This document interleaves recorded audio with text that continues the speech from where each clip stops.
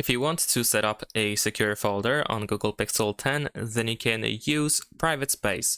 So in order to do that, we need to open the settings, scroll down over here to find security and privacy, and then in here you should be able to find private space. Let's verify yourself with the screen lock password or biometrics, and let's press setup. Now, if you, for example, had a Samsung before, then this is like the alternative to the secure folder. Well, maybe not alternative, this is just a Google's version of the secure folder, which works in a quite similar way. So over here we can press got it in order to sign into your Google account so that you can have access to the Play Store in the private space. Whatever you install in the private space, it is separated from everything that you have outside of the private space. So it is like having a dedicated space that contains its own data that is not related to anything that you have outside of the private space. Over here we can proceed by choosing that we will be using this device, and then we need to agree to Google Terms of Service if you decided to sign in, of course, to your Google account. Then you can create a new password that will be used just for the private space. So let's go ahead and do so. But if you want to, you can use the same password that you use for screen lock. So in this case, we need to enter the screen lock password in order to proceed. And then you can choose one of these password types in order to create the password just for the private space.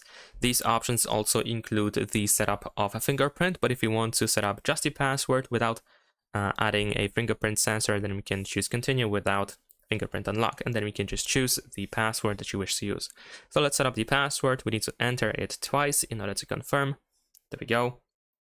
And after a few seconds, we should be able to see that we are all set.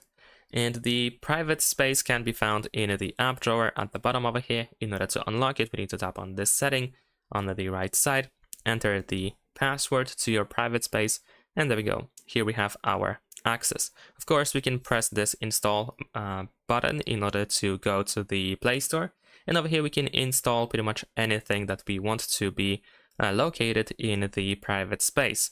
So for example, I can, even though I have TikTok over here, we can just go ahead and install TikTok again.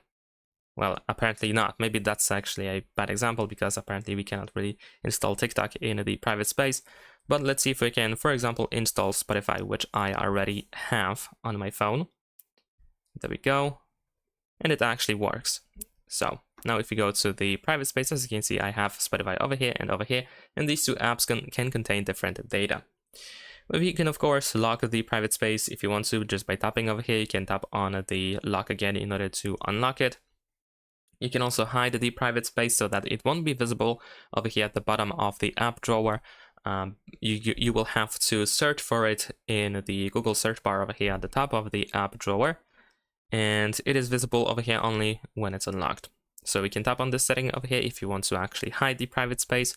You can also change the password if you want to, and that is essentially it. The rest works pretty much the same. We can even hide files in the private space if you want to. Over here we have the Files app. We also have Camera, and so on and so forth. So that's pretty much it. Thanks for watching. Leave a like and subscribe.